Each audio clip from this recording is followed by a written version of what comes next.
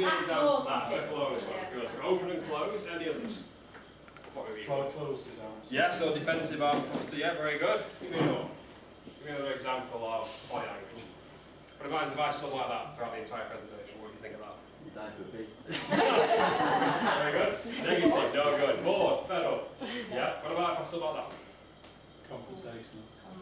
Yeah, cross display, okay, but it might be perceived as confident as well. Yeah. So what we're going to do today is we're going to look a bit about body language and all about understanding the hidden meanings behind all those gestures we see every day. So before we get into all that, what I want you to do is just have a look at these three facial expressions. And what I want you to do is to try and understand what you see. So, picture one, have a look at that lady's face. What expression do you think that is? Guilty. Guilty. Guilty of that. So what expression would you say you see there? Startled. Startled. Okay, so we've got startled. Very good. What about picture two? Puzzled. Puzzled. Okay, well, how does she look puzzled? Give me more indication. The eyebrows, yeah? Pulled down and together. Very good. What about here though? What's happening here? She's smiling. So her face is, so her lips and mouth are smiling, but what are her eyes doing? Narrowed, yeah, very good. So we've got an eye glare going on. What about around the nose? How is that different from that? It's a bit of a frown on her face. Bit of a frown on her face, good, excellent. For round number three, what's that expression? When would you flash that particular micro or macro expression? When would you do that one? Any idea? What expression is she giving there? Just like she's going to confront you. Looks like she's going to confront you. Yeah. Okay. Someone's in the doghouse. Someone's in Okay, right. Go back to number one. If I said that was fear, would you be accurate? Yeah. Fear? Yeah. If I said surprise, would that be accurate? Yeah. Ask one or the other though. Which one would you say that expression is? Fear. Fear. Good. Fear. What about number two? What expression would you say that is? If you had to nail it to between one or two expressions, what would you say they are? Picture two, what would you say? Any idea? When would you flash that particular expression? I guarantee that every single person here will flash that at some point, maybe this month. Thinking. No. Disbelief. No. So if I was to remove the smile, what eyes would you say that is there? What would you say? Upset, really. Nearly. The frown. It's actually concealed anger. Yeah, That false expression. smile. It's a false smile because the corners of the eyes are not engaged. The orbicularis oculi here, these muscles are not engaged. So we can automatically remove that smile.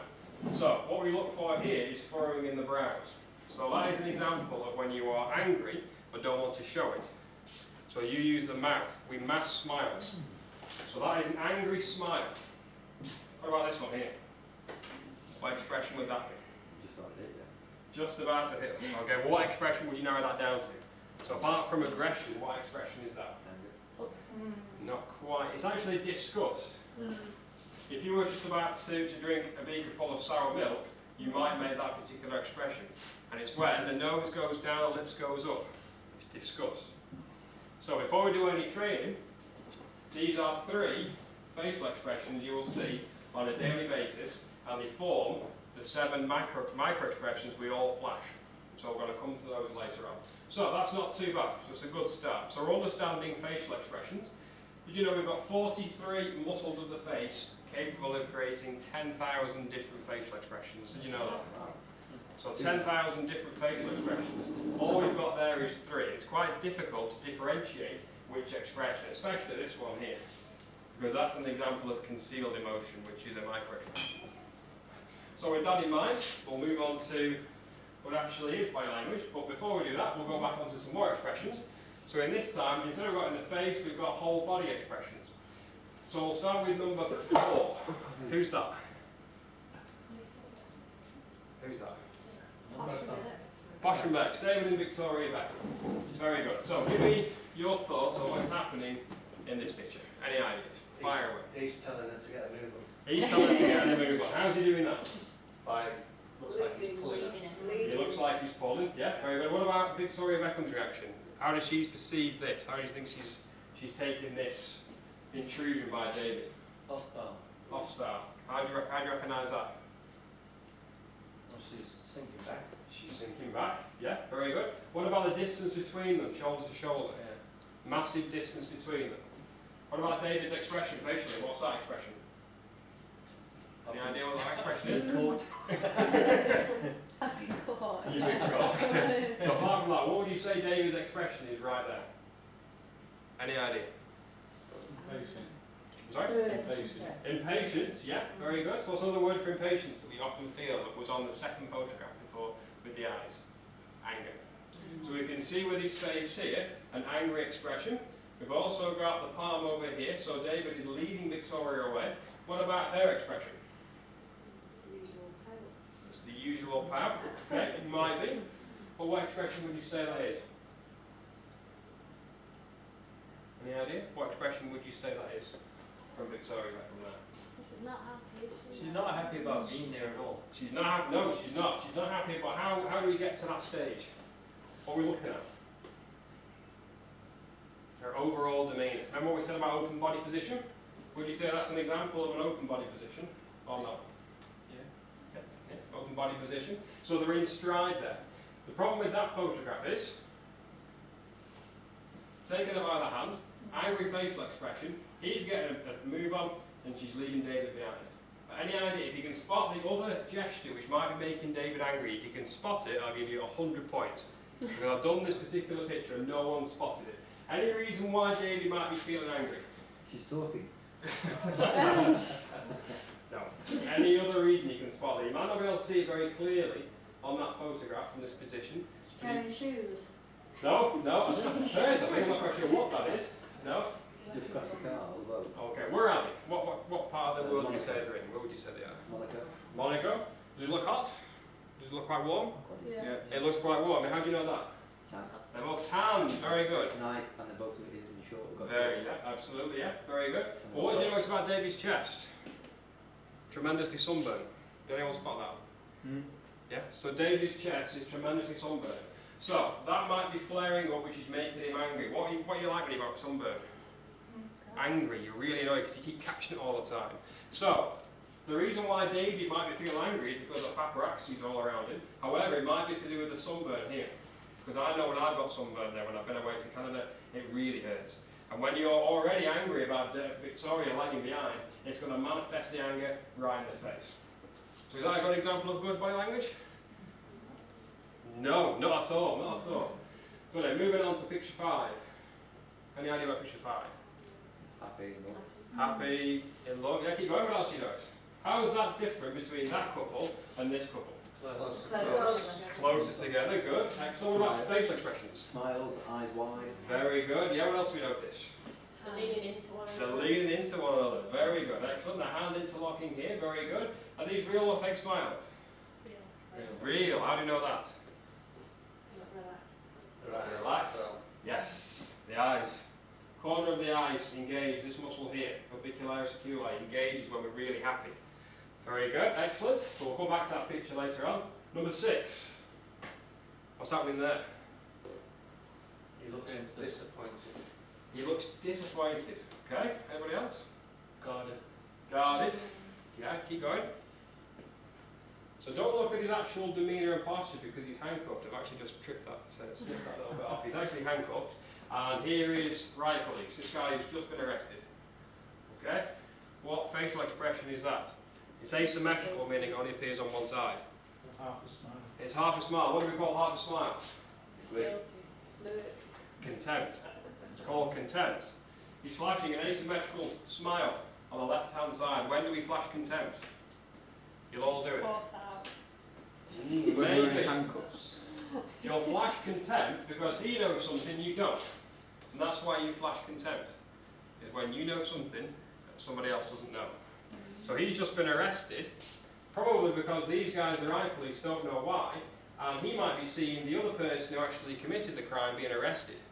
He might have been arrested for something else, and that is why he's flashing this contempt here. Same way if I said to this gentleman here, who won the 1966 World Cup? Who won that? England. If I'd have said Scotland, and I was adamant it was Scotland, and we looked on Google and we found out it was actually England, you would flash me contempt. You go, sorry, so. But you don't want to do it, you'd be very fast. So we always do that. Very good. So of all these pictures, which one would you say is the best picture for body language? Which one would you say is a good example of good body language? 5.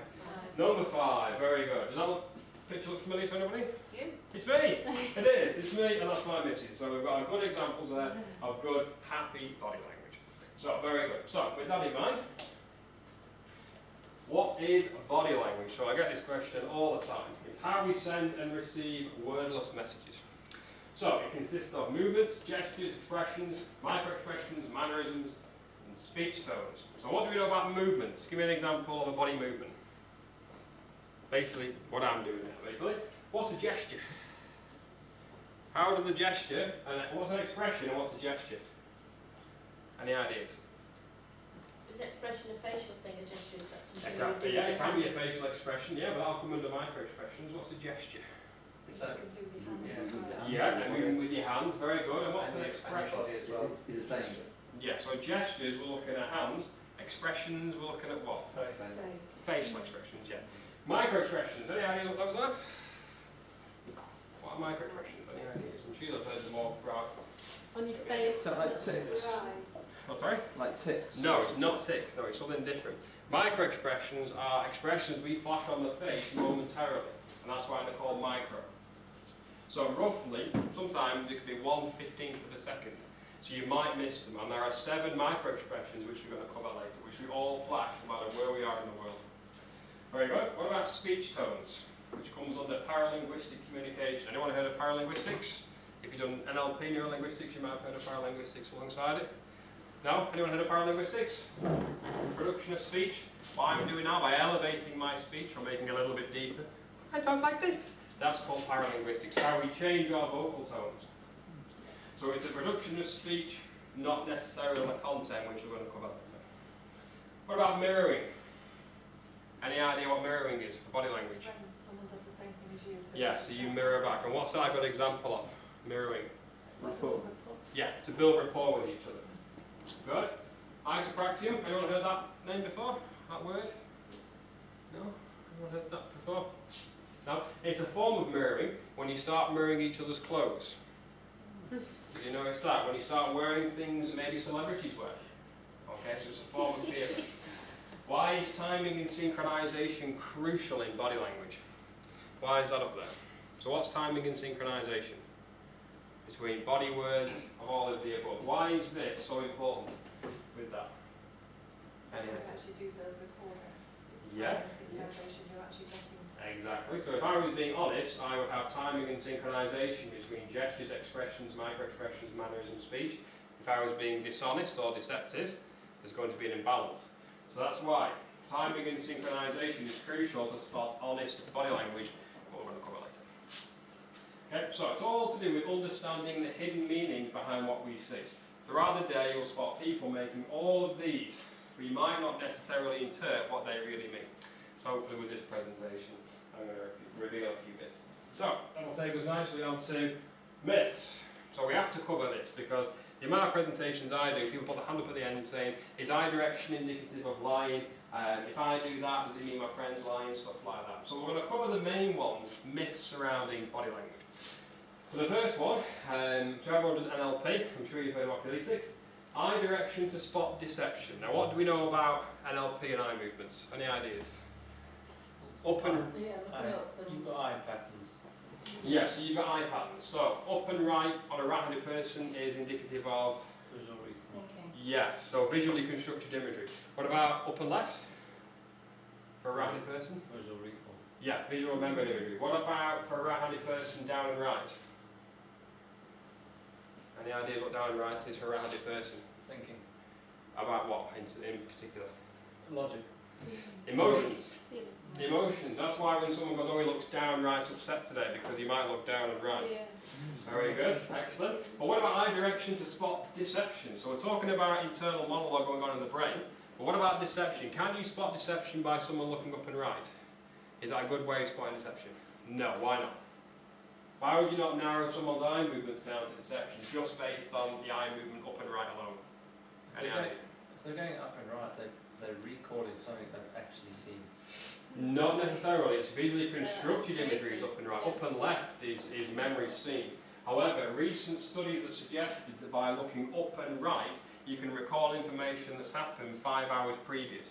If I ask this gentleman here, what did you have for your tea, you might look up and right. You might say, fish and chips. He's not being deceptive, he's just remembering. But NLP terms, you might look up and left, which is remembering. So we can't use eye direction alone to spot deception. Okay? What about eye contact? Any ideas about lying and eye contact? Has anyone heard any myths about that?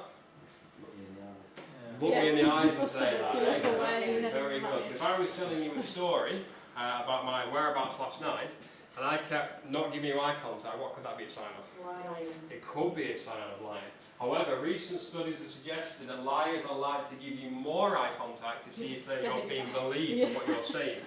So watch out for that one.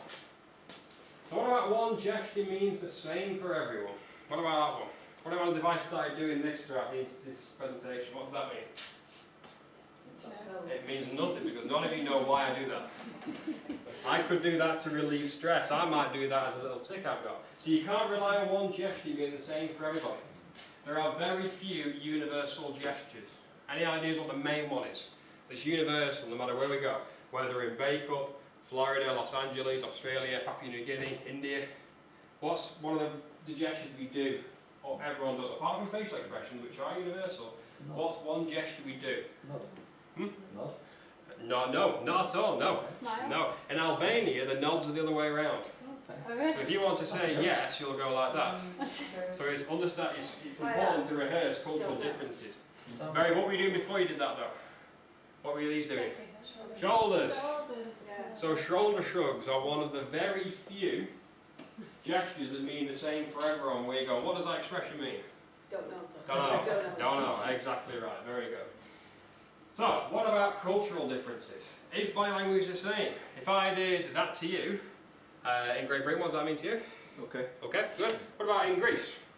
What does that mean in Greece? It's swearing. It's swearing in Greece. Yeah, exactly. What about that? What does that mean in this country? Okay. Okay. What about Japan? What does that mean? It means money. It means money in Japan. So if you go, everything's okay, you want money? No, I'm okay.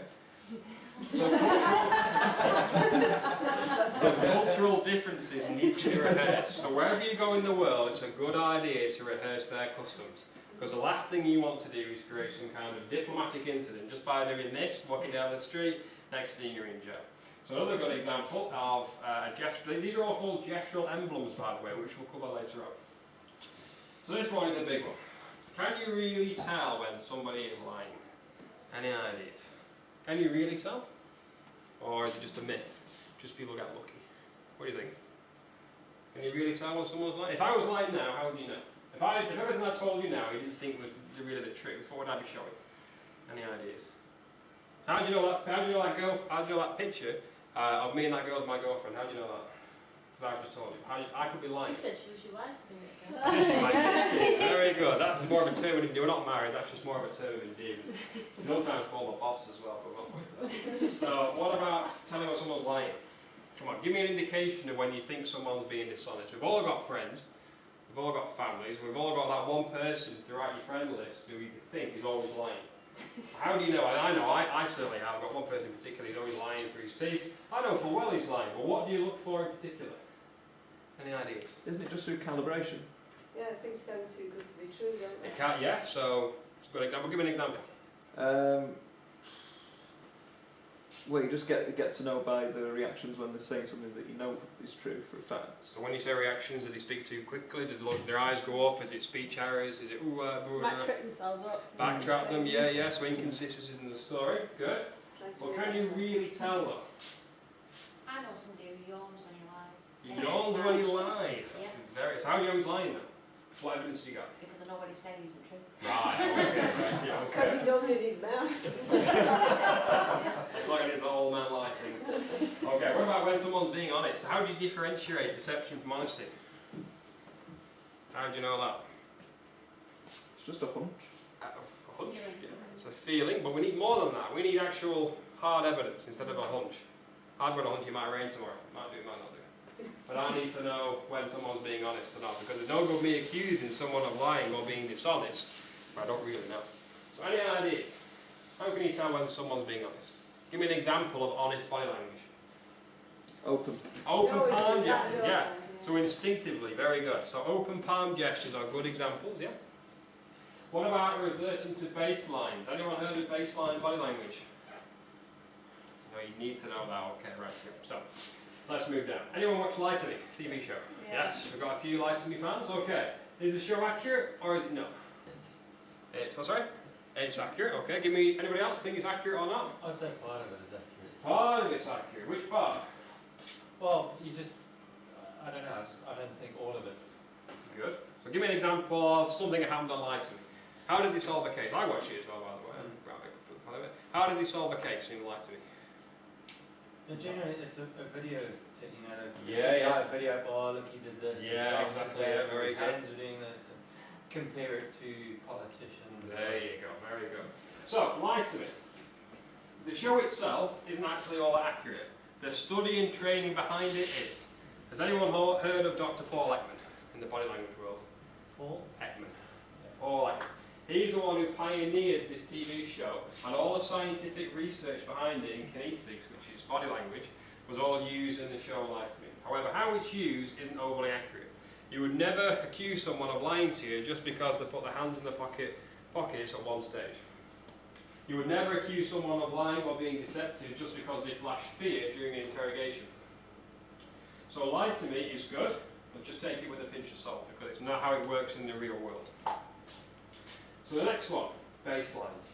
Now these are the fundamental part of all body language around the world, is understanding what people do naturally. So what about you? What would you say you do naturally? One of my natural gestures, sometimes I like scratching. What about you? What do you like doing? Like doing? Yeah. Keep it clean, we've got.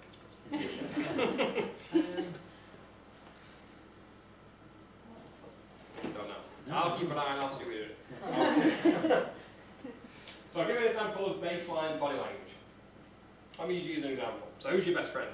Who would you say single eye is your best friend? My best friend. Yeah, who's your best friend? A chap called Andrew. Andrew. Okay, so how long have you known Andrew for? About 10 years. So 10 years is a good time to understand baseline. So what would you say Andrew does when he's sad? Have you seen him sad? Have you seen him quite upset? Shoulders hunched down, so the turtle effect, so trying to hide the head in that kind of expression, good. So that would form part of his baseline. What about when he's happy? What does he do when he's happy? What expressions does he give off? Stands tall, I think. He stands up, Stands tall. He stands tall, makes himself bigger, more powerful, very good. But what about his mannerisms and his idiosyncrasies? What kind of things does he do? What are his repeated chains of movement? So you've known him for a while, what kind of things does he like doing? Does he play with his hands a lot? Does he play with this area here? Does he favour touching his nose or his hair? Has he got a particular touch of the arm he likes doing? Does he walk in a certain way? He's got his own walking style. Everyone's got their own walking style. Very good. So these are indicative of baseline. And these are tremendously crucial. So what I want you to do, when the presentation's over, go home, back to your families and friends, and study their body language for around about an hour. And they will start giving off their baseline behaviour, which we've all got. And these are called repeated chains of movement. So we all have them. I have them, my boss has them, Kat has them, we all do them. And how you spot deception and honesty is by observing what someone does naturally. If they're being honest, they will show you their honest body language. If they are being deceptive, they will show you deceptive body language which is only relevant to them. So we look at signs of deception. What are classic signs of deception? Any idea? What's a good deception sign? I would imagine you'd have a change of colour. Yeah. Yeah. So you might go red. If you're lying, you're going to flush a bit. Yeah, you're going to flush, yeah, so it's not autonomic nervous system change, very good. What about when I'm talking to you and I'm doing this? Nose touching, facial touching, signs of nerves, possibly stress. Eye. Yeah, exactly, yeah, so eye blocking, so putting the hands towards the eye. If they don't do that throughout their baseline, we're seeing a change in behaviour, which is impossible. So how we spot deception is by spotting someone's baseline deviating away from what they do normally, either in an honest or dishonest fashion. So that's where baselines have to come in, and that's where police interrogations are so difficult.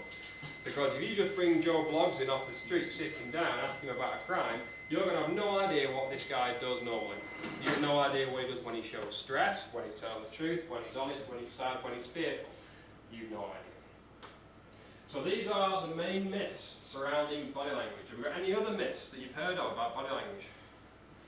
Any others? So we've got eye direction up and right. Potentially visually constructed imagery, but on its own is not a sign of deception. Eye contact. Too much eye contact is not a good thing. Too less is not a good thing. Baseline. You need to know how much eye contact someone gives. To give an example, when I met Kat for the first time, we had a good conversation, but she kept looking away at the exact point throughout the story the entire time, and she still does. For the layperson who would understand body language, they might think that eye break is indicative of deception, but it's not. That's just her baseline. That's just what she does. One gesture means the same for everybody? Incorrect. That could mean anything. You need to understand what that person's baseline is. Give you an example. One of my friends used to do that a lot. What's that indicating now? Very good. The guy used to have a moustache. He shaved it off, he keeps playing with it. Doesn't mean anything. It's all relevant, specific to him. Lie to me, relatively accurate. The study behind it by Paul Ekman is accurate. Baselines, very essential. And how you notice the change between what someone does normally and what they do when they see signs of stress. Not necessarily deception. So very good. So that'll take us nicely on to myself. I'm going to formally introduce myself. I'm still the only person in the UK to hit master of micro-expression recognition, which is used by the FBI, American Association for Justice. I do a lot of work on Radio City Salford, thank you sir, for plug there. I work alongside some eminent psychologists from around the world. I don't know if you're into body language, you know who Joe Navarro is. He wrote one of the very famous books, What Everybody Is Saying. Speaks in quite a lot, also, along with Dr. Matsumoto, who's one of the psychology professors in America, who studies non-verbal communication. I was in the paper not so long ago, I've got a slide from that later on. I'm studying specific content analysis, which is very interesting. All I'm talking about here is non-verbal communication. But in a few months, when I've passed all my exams, I'd like to come back and do one on specific content analysis, and that's your verbal communication, about what you say, and how we can analyse that. If you get time, have a look at my body language videos on YouTube. I get 2,000 hits a day. I'm hopefully going to hit 1 million views by May next year. I do analysis on Michael Jackson, Bill Clinton, the McCanns, Lady Gaga, Amy Winehouse, what's another popular one? The actual most popular video I've done is the Ian Huntley video we did on Sky. I don't know if anyone saw that video where he went on Sky requesting for information for those 2 missing girls. Yeah, I did that video, it was quite popular. And if you're on Facebook, find me on Understanding Body Language, Lies, Cheats and Happy Feet. So, have a look at those if you've got the time. So, we'll move back on to some body language now. So, pictures are always good at trying to cope. So, there is a lot going on here. So, what I want you to do is just have a look for 3 or 4 minutes, take in as much information as you can, try not to miss anything. There's quite a lot of things happening on that picture. And I want you to tell me in your own words what you think is happening in that photograph. So, I'll just give you a couple of minutes to have a look. If you don't know who that is, that's Barack Obama and that's Hillary Clinton, just in case you didn't know who that is. So, have a look and see if you can spot anything untoward.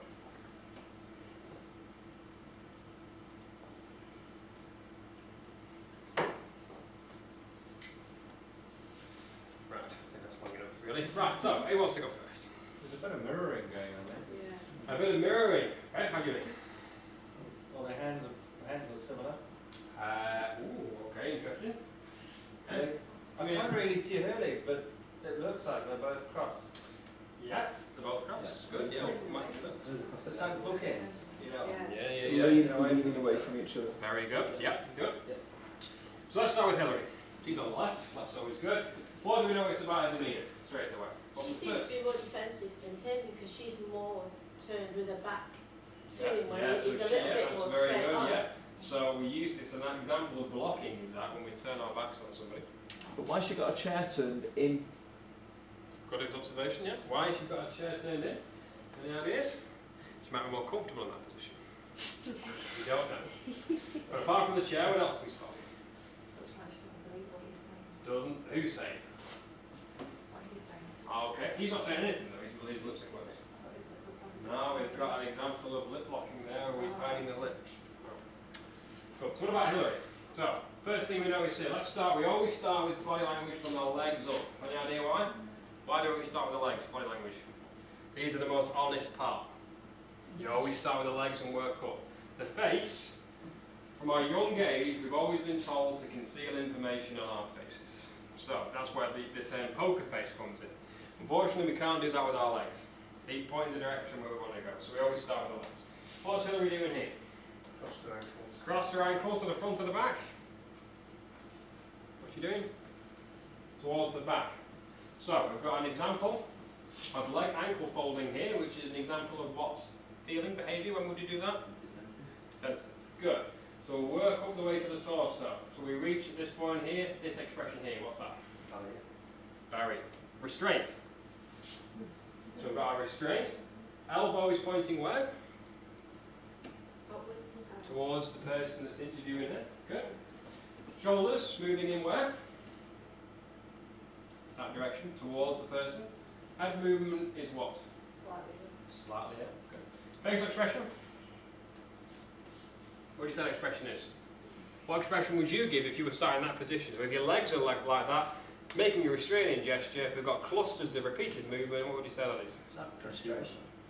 Anger. Anger again. We're seeing examples here, constellation of anger.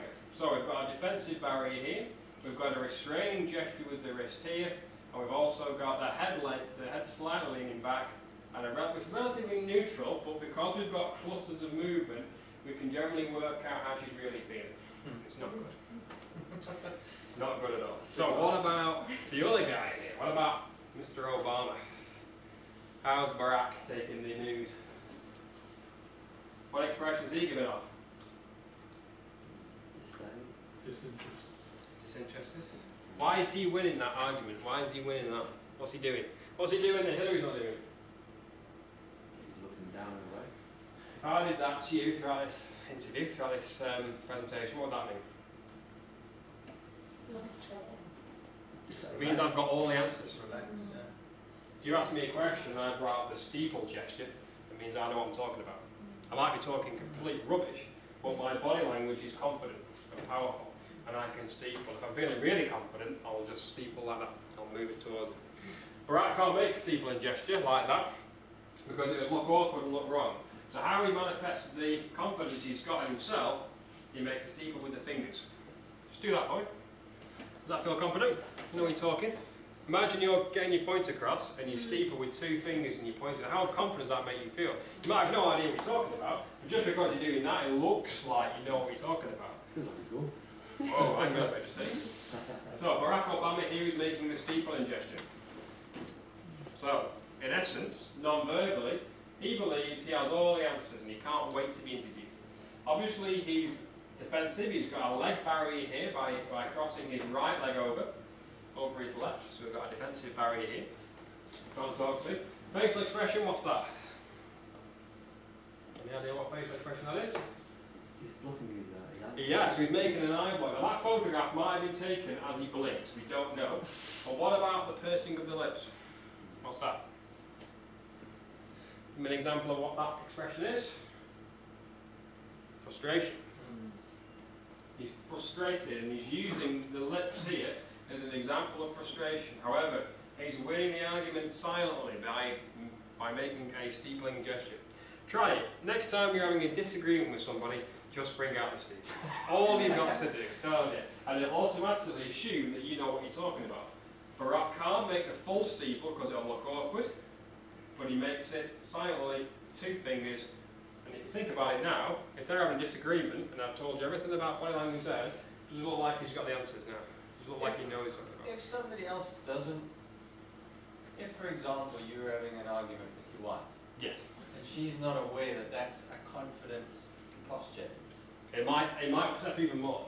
would it, what I was going to ask is, would it in her subconscious trigger that, hang on, he looks far too confident, yeah, maybe he is right. Maybe. And that's what body language is. Start It's about dividing. manipulating your body language to appear confident. Sometimes even though we're not confident, we can just whip out the steeple. I might have stolen £500 from there, and I could be interviewing, and I know full well that steepling gesture is a good one to use. I have no idea where that money is. But don't use this too often because you'll look pompous. Don't use it all the time. Just use it sparingly. And it'd be amazing what kind of results you'll get from that.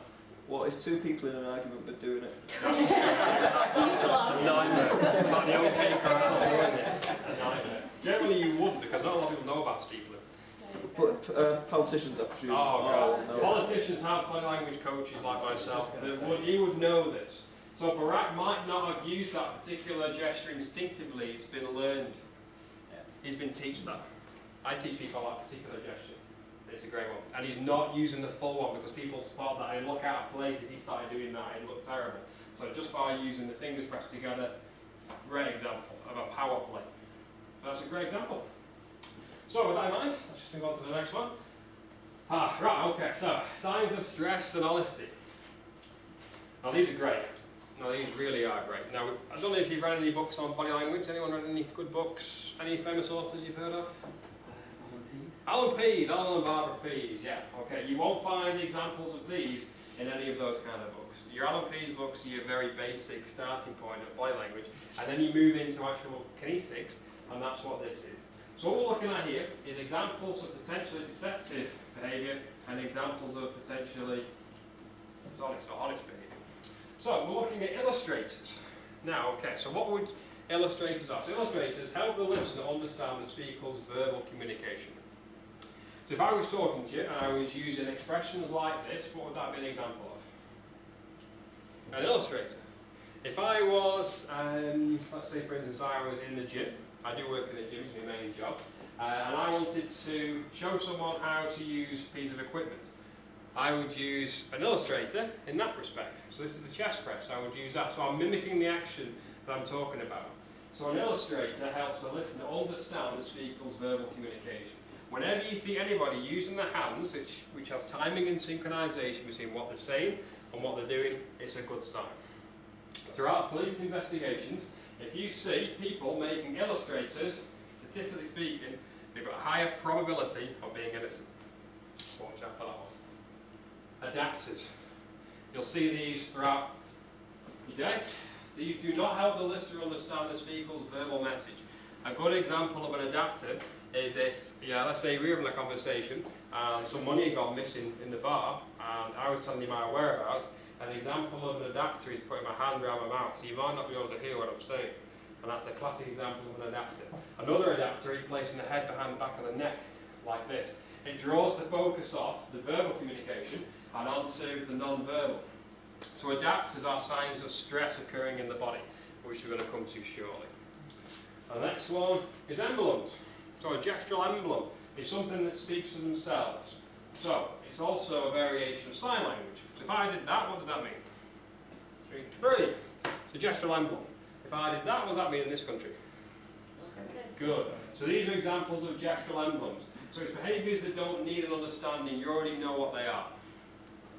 So inconsistent facial expressions with statement analysis have a 90% success rate in detecting deception. That's a recent study. So the best way of you to spot deception, if you've got anyone who's really telling you a porcupine is terrible, ask him to write it down, analyse it or give it me, and look at his facial expressions while you're analysing that story. And that is the best way to spot deception. Because if you're analysing that story and reading it back, if they are potentially being deceptive, either falsifying the information or concealing it, they will show adapters. If what they've written and you're analysing it, and they're articulating and expanding more on what they've written, they will use illustrators. So that's one of the best ways of spotting someone who's dishonest. So never mind looking at eye touches or hands around here or individual adapters. The best way of spotting deception is inconsistent facial expressions. So we're going to do some more facial expression techniques shortly, or maybe in a future presentation, and that is the best way to spot deception. So, a little bit about the brain. The neocortex area of the brain is responsible for verbal lies. So the neocortex part of my brain now, I could tell you anything. I could tell you on the way here, I bumped into Hillary Clinton, and we had a brew outside, and it was wonderful, and my car broke down, X, Y, Z. So that's the neocortex part of my brain lying. However, if you started asking me questions about that, so what was Hillary wearing, what did your brew taste like? My limbic system, my honest part of the brain, would start showing signs of stress, and that's what we're going to come on to next. So people can lie through their teeth. We've all got those friends who yabber on, lying consistently all the time, and that's because of their neocortex part of the brain. As soon as you start asking questions, the limbic system overrides that, and we start showing signs of stress in different channels. But remember about baselines. We need to know what that person does. So, micro-expression recognition we're going to come on to shortly. But before we do that, well actually, next slide. So micro-expressions. As we said before, 43 muscles of the face, 10,000 facial expressions. So, the first one is always, we start with happiness. Now, give me an example of happiness. Smiling, dead easy. So again, we're looking for the crow's feet, so wrinkles in the corners of the eye. So the bicularis oculi muscles here, okay, also known as the Duchenne smile. Anyone heard of that? Duchenne, the original founder of that particular muscle. Sadness. When do we flash sadness? That's a good example of sadness now. Yeah, corners of the mouth dropping down. Yeah, very good. So eyes down, brought together. Fear. Now fear and surprise are actually quite hard to spot or differentiate. Yeah, it's dilate. Yeah, pupils dilate. Very good. The best way to spot fear is by looking at the tops of the eyes and see if we can see any white above the eyes, so above the pupils. If I do that, you can see the whiteness above my eyes. That's a sign of fear, which you don't get with surprise. So watch out for that one. Also watch out for the nostrils sometimes flare as well. Anger. I think we could all spot anger on someone's face if we saw it. When do we see anger? What happens to the eyebrows during anger? They go down and together. What's another characteristic of anger? Yeah, very good. But one of the things that animals do, we also do when we're angry. Think about your eyes. What do your eyes do when you're angry? Stare. Glare. So watch out for the eye glare. Good. Disgust. Any idea what disgust is? Imagine you've got a pint of sour milk there and nice as you drink it. What would your facial expression do? Yeah, good. Any ideas why we do that around things we don't like? Why do we do that? What's the psychological reason for doing that? It restricts the airways. Yeah. So if there was a glass of sour milk, I didn't want to smell it. So my instinctive is to close off my airways so I don't smell it. But we still do that around things we don't like, not necessarily food. Surprise.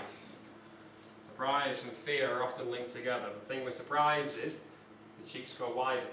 So widening of the cheeks. So here, a widening of the eyes. And contempt is the easiest micro-expression to spot. It's the only one that's on one side, which is asymmetrical. We saw that prisoner before he'd been handcuffed flashing contempt. One side. Why is he flashing that? He's smug. You might be seeing somebody else accused of what he's done, and that's why he's flashing contempt. Contempt is not a good expression to flash. So try and not flash that one because it'll be perceived as, I saw that, it's perceived as being arrogant. So there you go. So that's micro-expressions. So 43 muscles of the face, 10,000 facial expressions. 7 universal facial expressions.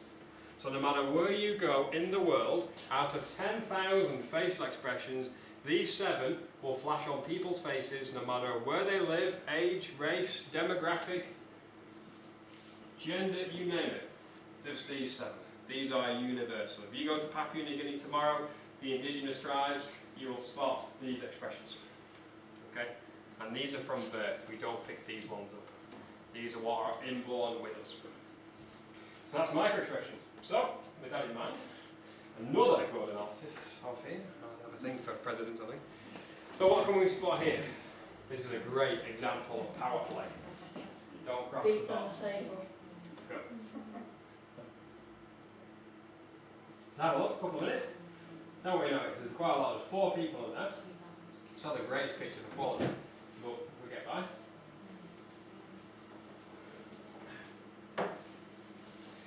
So let's start with Mr. George Bush. What do we notice about George? What's he doing? Good. What's this an example of? Power. It's called territorial ownership. Here's one for you. Tomorrow when you're going to work, just like I hold it, I'll sit at the table, just like this. Would I use that expression when my boss walks in? No. Why not? Why would you not use that expression when your boss walks in? It's rude. However, if you were the boss and a subordinate walked in, would you sit like that? You might sit like that. If you felt power, you would sit like that. What happens if your boss came in? You would instinctively switch. Your limbic system would know that's rude, and you'd switch away. So, let's have a look at this guy. So, we'll come back to George short later on. What about this guy here? What's he doing? Hands in his pockets. Hands in his pockets. When do we put our hands in our pockets? Don't bleed Hmm? Don't bleed. Possibly. Okay. But what position that George is in? So what might have happened to this guy to put our hands in our pockets? You told off. Yes, he's in what's known as the reprimand position. Think when you were at school and you just got told off. Oh dear. Put the hands in the pockets. Try not to make ourselves look as small as possible. However, we don't know that. What about this lady here? What's she doing? Open palm gestures, wide, what does that mean? Bleeding. Innocence. Possibly innocence. Give me another example of the context we're in here. Honesty. Maybe honesty, yeah. Which one of you two has done it? Which one of you two is responsible for this? What's his body language saying? He's hiding his palms in his hands. He might have been told off, or he might be guilty. Place our hands as far away from each other as we can. We put them in here. What about this young man here? What's happening there? Any ideas? What's that guy doing? What are his intentions? Any idea? He's looking at George Bush, so he's purposefully blocking this lady. What's he doing with this here? What's that? It's like it's a book. It's a book, but it's blocked in her direction. But why is he touching the chair? What's the significance of that? Security, thank you. So of all those, who looks the more guilty? He does. He looks massively guilty. And we know that because look at the eye glare that George Bush is giving him. We see eye glare. Also, what about the chair that George is using? Is that significant? It's called a power chair because it's got... It's quite laid back. Recline. It's quite laid back, yeah. But it's also to do with the arms here. Imagine a king sitting on his throne. He'd have his arms like that. Okay, very regal, very confrontational, and this is an example of territorial ownership. This is my desk, this is my office. What's gone on? She looks like she's the next in charge. Which one of you two has stolen the money? Oh, I don't know, it might not be me. He's blocking, using an example there of a security gesture. So all that just by non-verbal communication and understanding the hidden meanings behind what we're seeing there. So territorial ownership. He's saying non-verbally, I'm in charge, not you. So we don't know how that story ends, unfortunately. So, moving on. Now this is good. This is really good. Now with a lot of body language we get the basics, like does that mean it's negative and does that mean I'm lying and what does this mean? We're going to look at real advanced techniques. Things that you can go home and tell your friends and family about that you've learned here today. So this is response analysis. This is how to understand those little hidden meanings but on a more advanced level. So, response analysis. So we're looking at, let's say, a police investigation or an interrogation, or maybe you're just suspicious of someone's whereabouts. You can use all these here to detect whether they're being honest or potentially deceptive. So changes in autonomic nervous system. Any idea what the autonomic nervous system is? What branches? Any idea? Anyone here does psychology or physiology work in that field? Any idea? Remember from school? About the brain? Anyone? No? So the autonomic nervous system splits into two areas. Parasympathetic and sympathetic. So parasympathetic is slowing everything down like heart rate and breathing rate. Sympathetic is speeding everything up. So if you were lying about something, which one of those would happen? Yeah, exactly. So we see change in the autonomic nervous system, which is responsible for what's going to happen next. So limbic response equals the emotional centre, which is truth. Now remember we said about the neocortex part of the brain before, responsible for verbal lies. Us yabbering on all the time about how I met Hillary outside and we had a game of dinner and all that. But my limbic system, if you ask me questions about that, is going to leak the truth. And that's when I might confess the whole thing is made up by our limbic responses. When we look at confessions and people who are being deceptive, we always start with the legs first, see what they're doing. We are always taught to lie on our faces. So what about increased blinking rate? How often do we blink? 1 minute, how many blinks would we average? What's the average blinking rate in the UK? Any idea? It's about 6. Oh, no way. 15. We blink, on average, in the United Kingdom, 15 times in 1 minute. So an increased blinking rate, what's that could be an indicator of? Why do our eyes blink? Fast. Why do they do that? Any ideas? When we try and create information that's never happened, we have an increased blinking rate. So if I'm being interviewed, and let's say I've just stolen £100 from the till and I'm sat down here, and I'm trying to think of something, trying to think my way out of it, I can't conceal that I've not been anywhere near there because you've all seen me. I need to falsify what I've done. I need to think of where I was, what I was doing. And to do that, we might look up and right. If you're right-handed, we might. But what will definitely happen is you'll have an increased blinking rate from your baseline. You're creating, you're pulling things out of thin air, and to do that, we've got to fire different parts of the brain, and to do that, our blinking rate goes higher. So anytime you suspect someone's being dishonest, make a note of their blinking rate. Just have a look at it, see how fast their eyes are blinking. It might be a sign of the lying. It might. Micro expressions again, going back, but this time with the potential of lying or falsifying information, or they might flash on their face if you're lying about something, and I'm getting close to that lie. What might you flash? Fear. Fear of what? Getting caught. Fear of the punishment, potentially. Good. So what about breathing rate? These are all advanced signs of spotting potential deception. What about breathing rate? It'll accelerate because the sympathetic nervous system will kick in, which means our body needs more oxygen. And where does the oxygen go? Any idea? The brain. No, it does not go to the brain. It goes to the legs, believe it or not. Yes, it goes to your legs. So with an increased breathing rate, you might see the face start to go white. With fear. Fight or flight? It's fight or flight. Yeah. Fight, flight or freeze response. Exactly right. If I'm getting close to the truth, I'll make a note of someone's blanching, it's called, when the face starts to go white. And what happens then is the blood gets deviated away from the face, down to the legs, so they can get up and run away faster, believe it or not. It's a fight, flight or fight response. So look out for the breathing rate getting increased. People mistake the breathing rate with the face getting redder and redder. It won't. If I'm getting close to the truth and you know it, then the blood's going to go to here to make a getaway. So watch out for that one. So increase lit lips. Why might I lick my lips a lot? I'm lying. Mouth getting dry. Mouth gets dry. What do we know about the mouth getting dry?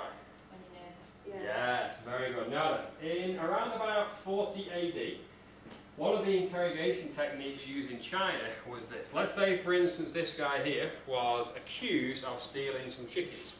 So what they used to do in China is they have the accused chew some crushed dried rice and then try and spit it out. So why is that a good example then of interrogation? Any idea? Because if you can't spit it out, you've obviously got a dry mouth. You've obviously got a dry mouth, which is indicative of deception. So in China, in years gone by, that's how they used to detect deception, by having people chew dry rice because their mouth would be dry. Okay, so there'd be no saliva, so the salivary glands wouldn't work because of the increase in sympathetic arousal. So watch out for the increased lips and the mouth getting dry. Watch out for that one. Leg and foot movement, retreat. Anyone heard of a gestural retreat? Anyone seen that? If someone gets too close to you, what do you do instinctively? Yeah, personal space issues, you might start stepping back. People start retreating things from things they don't like. If I'm getting close to the truth, which you've been lying about, you might instinctively start to move backwards. Watch out for something called a gestural retreat. So what we said before about manipulators, okay, those are another word for adapters. So manipulators are things we give off when we show signs of stress. So if we see an increase in stress and a decrease in illustrators, things we articulate with, again, there might be a sign of deception or concealed information. So we're looking for differences between the two. You won't get them together. You're either you're lying, concealing, or you're not. So again, with response analysis, we're looking at eye behaviour. And that could be anything. That could be pupil dilation. What do we know about pupil dilation? When do our pupils dilate? Fear. Fear. Pupils dilate massively with fear. So the retina can allow for more sight to go in through the eyes. We get a better scope of what's going on, looking for potential predators going back to our prehistoric days.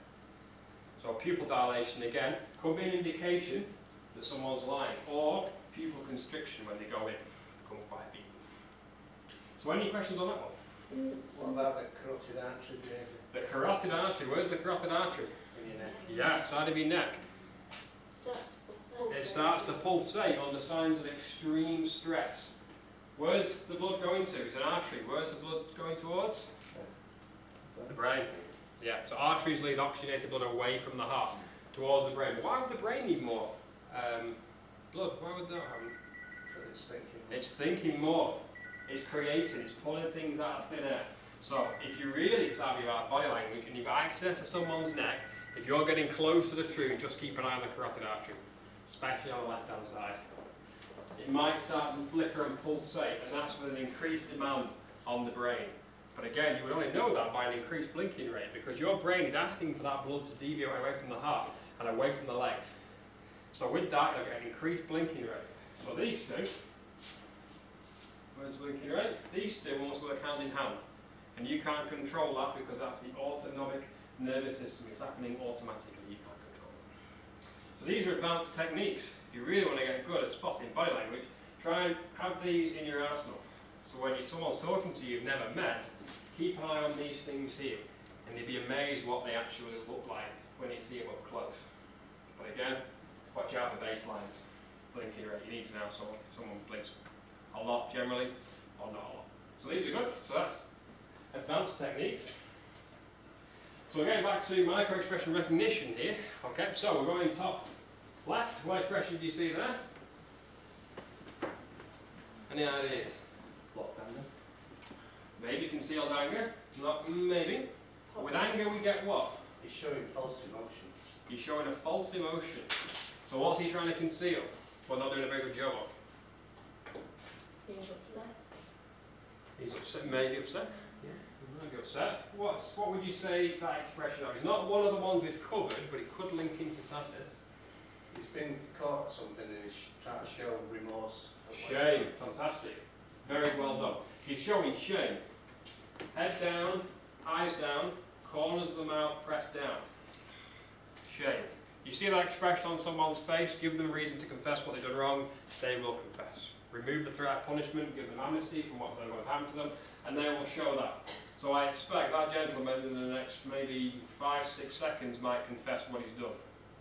He might have had a change in behaviour in his brain, his carotid artery might be pulsating, he might be ready to confess. Good?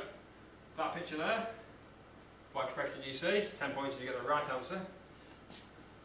What's that an example of? Happiness. Yeah, good. Is it a real smile or a fake smile? Fake. Fake, yes. Again, that is my missus or the boss, but she had that, she was at the photo shoot all day, and this is one of the very last pictures he took, and her eye muscles don't engage. So we're seeing fatigue on the zygomatic muscles here. So even though she wants to appear happy, she's really trying to force it and fake it. So Kat there is under a little bit of stress. She's getting fed up, and you can see that because these muscles are pre-fatigued, and you can't really engage them. Same when you've laughed too much about something really good, and then somebody else makes you laugh. You can't engage these because they're pre-fatigued. What about Mr. Cowell? What's an example of that of? Good. Asymmetrical, one-sided. What does that mean? Asymmetrical? Smirk, he's contemptful. Good. Mr. Obama? Disgust. Yeah, maybe. Yeah, but don't forget with disgust that the nose has got to go down first and the lips go up. What's that example of? If I just put that there, what's that example of? Unhappy. Sadness. Good. That one there? Sure. Yeah. Very good. Very good. So those are examples of face expressions. So nearly at the end. So let's just click on a few more. Right, okay, so only a couple more slides to go. So signs of general disinterest. Silence. Is it really golden? If you're having, let's say for instance now, you're all sat in silence, is that a good thing or a bad thing? Good thing. Yep, you're all listening. You're not talking amongst yourselves, you're not fidgeting, you're all interested in what I'm saying. Good. What about feet pointing away from you? Is direction really important? Absolutely, 100% yes. All body language starts with your legs. If I was to walk around here, you'd be amazed that your legs would follow me, if you're interested. If you were slightly interested, you might just rotate with the torso. But your legs tell me everything I need to know. If you are truly interested in somebody, especially in the dating or flirting world, your legs will follow that person around. Arm folding. Oh, I hate arm folding. My God. So, is that a negative or am I just cold? It's always negative. Apart from if it's minus 50 and you're outside with no coat, then that's the only time I will let you off for arm folding. Any other time, remove it from your arsehole. It's perceived as negative. You might feel comfortable. I feel comfortable. Yeah, but somebody new walking past won't perceive that as comfortable. They will see you being negative and they will not approach you. So this is about perception, not about how you actually feel. Yeah. So it could be about perception. But arm folding is also indicative of what? If I did that, I'm being what? Very closed off. And arm folding and memory thoughts are often linked as well. So in that position here, if you're talking to me, I'm not really taking everything in. If I open my palms, I'm more attentive and might be able to retain more information of what you just said. Thankfully, nobody here is folding their arms. We've got a good steepling gesture going on by that lady in the red there. Look at that, there you go, look at that. Oh dear. Hands in the pockets, comfort or negative. When did we see the hands in the pockets before? Somebody feels Good. Yes, good, very good. So, try and avoid hands in pockets. What about hand-to-face gestures? Is it a sign of stress or is it part of your baseline? Do you touch your face a lot?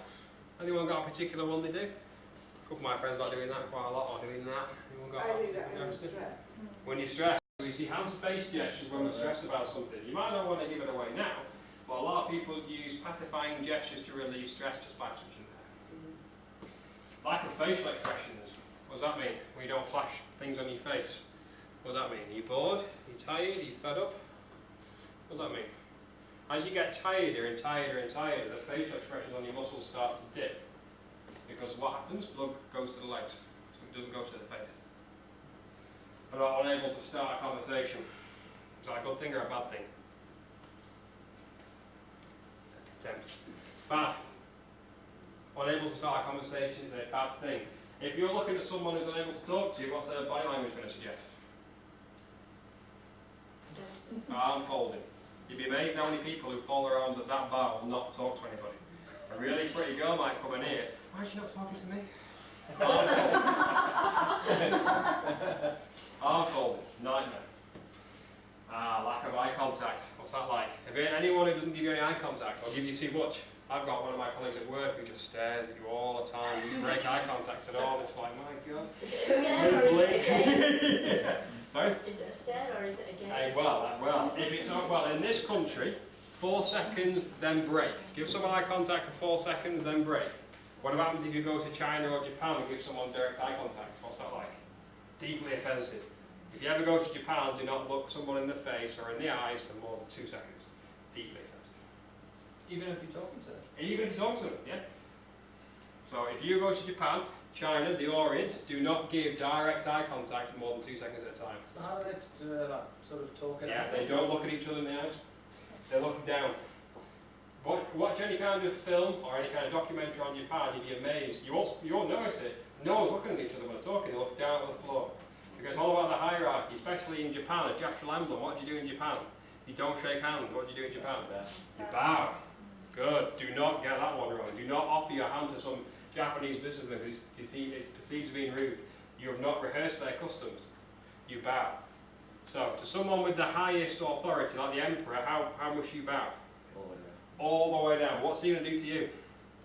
Very slight nod. Very slight. So again, understanding customs of where you're going throughout the world. Even America, you don't want to get things wrong in America. But thankfully. Would the flip apply if an Oriental person came? Absolutely. Yeah, he wouldn't look you in the eye, but again, that would be perceived as him being defensive and not interested. So you might get it all wrong. But again, the whole handshake issue, if it's your home ground, if you want to call it that. Yeah, in essence, if it's our home ground, we should do our customs, and he should understand that, like we would learn his customs. But it's difficult. You want to get it right because in a business sense, it's all about initial rapport. If you offer your hand to someone in Japan, that's just gone straight away. No matter what you're buying or what you're selling, you've automatically, instantly lost that rapport with that person who might not then do business with you. So it's so important, wherever you go in the world, is rehearse what they do. So any other signs of general disinterest? Anything else you'd like to hop in there? How do you know I'm not interested? Looking away. Yeah, so I've got eye direction, yes, I'm like looking away. I'm looking at this bag, I might be looking down. Generally these are a lot easier to spot than deception. Deception and stress are quite hard to spot really. But signs of general disinterest, you'd know throughout your everyday when someone's not really that interested in you. So with that in mind, final picture slide. 10 points for anyone who can spot the gesture. Anyone spotted it yet? What's? Yeah. A gestural emblem is happening by Barack Obama. What's he doing? He's giving the finger. You spot that? It looks comfortable from this position. It looks like a gesture you might give when you tie it, but actually he's using a gestural emblem now, which is actually called a gestural slip. So instinctively he's giving the middle finger to this guy here, who's purposely avoiding eye contact because you can see how disappointed he is, and he's only looking halfway around like that. No good. Now, next one, very briefly, is about handshakes. Who's in control of this picture here?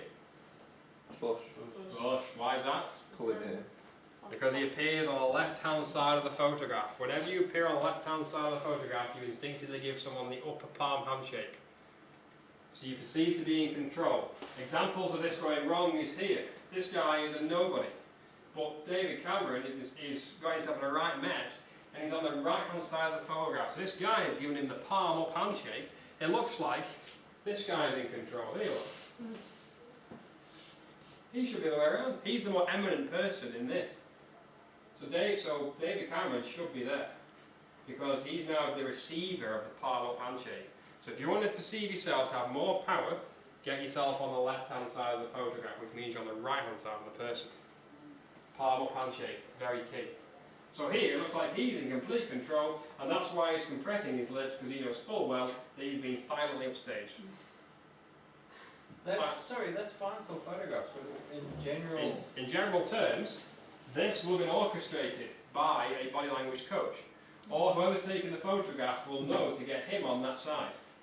Again, when we've got two people of relative power together, they jostle, you wouldn't believe. Watch next time you see David Cameron and Nick Clegg, they're all over the place, aren't they, waltzing, because they're trying to get on the right hand side of each other so they can give the palm up handshake. And a good example of that is when Nick Clegg came into office with the Lib Dems, outside number 10, he got on the right hand side. So he looked like he's in control, and he's welcoming David into number 10. So would that have to be staged, or would it be instinctive that you would do that? It would be staged between two politicians, but if at that moment when the photograph was taken you're on the wrong side, it looks terrible. Well, that has to be staged because it depends which door you've come in. Yeah, possibly, yeah. So he might not have known that was there, and you can see that by the compressing of the lips. So he wasn't ready for that. Look at that expression there, we've got a concealed mouth there, so he knows full well he's being upstaged again.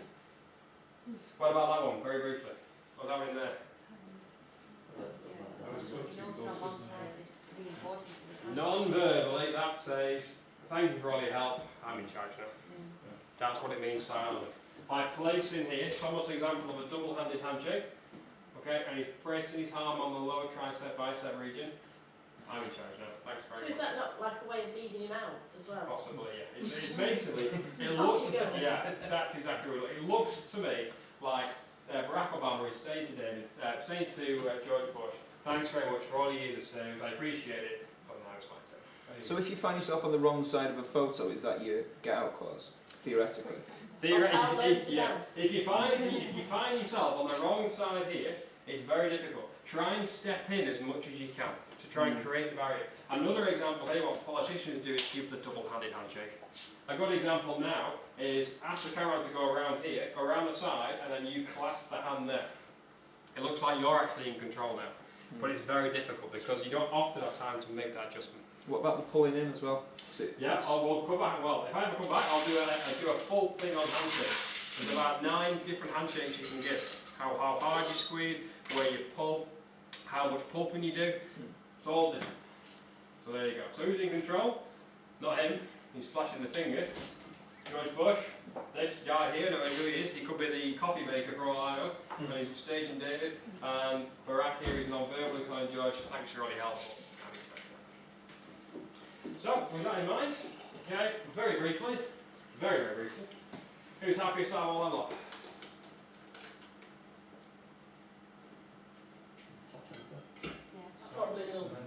On this one here? Yeah. You say they're together or are they flirting? They're just there for this photo shoot. They might be there for the photo shoot, yeah, very good. Briefly, good example of body language? Fakes. They all stay standard. Yeah, okay, relatively staged. Good example? Territorial ownership. Arm round here, protection. Victoria's saying, David's my man. Flash of what? Ring. Yeah, I'm married. Good. These two look the same. Do we know if we often go for partners that are very look the same facially? Facial expressions often mould, so we look like each other after time. You might see your grandparents look, my God, look identical. Because their facial expressions all mirror and match each other, it's true. Yeah, what we see examples of here is two people who look very similar with the nose structure and the cheekbone structure is very similar. We often go for people who look like ourselves. Terrible example of body language. You could get a buzz between those two. Expression there, oh God, do I really want to be here? Pursing of the lips, tight lips, smile. Terrible example of body language. That's not too bad, this one. Hands in the pockets. We have got a massive gap here for this lady here. I think that's Kat Von D. She looks like she's white, I looking like Michael Jackson. But her head is instinctively moving towards that guy there. Alex and Jordan, terrible. It was taken about 2 weeks before they called it a day. So all these look to me like the flirting really. Instinctive playing of the hair, the limp wrist, the leaning in. Direct eye contact we give away as well. But out of all of them, happy. Good. So a recap, very briefly. Detecting deception is hard. Very, very hard. There's no one cue that indicates deception. Just because I scratch my nose when I'm talking doesn't mean I'm lying.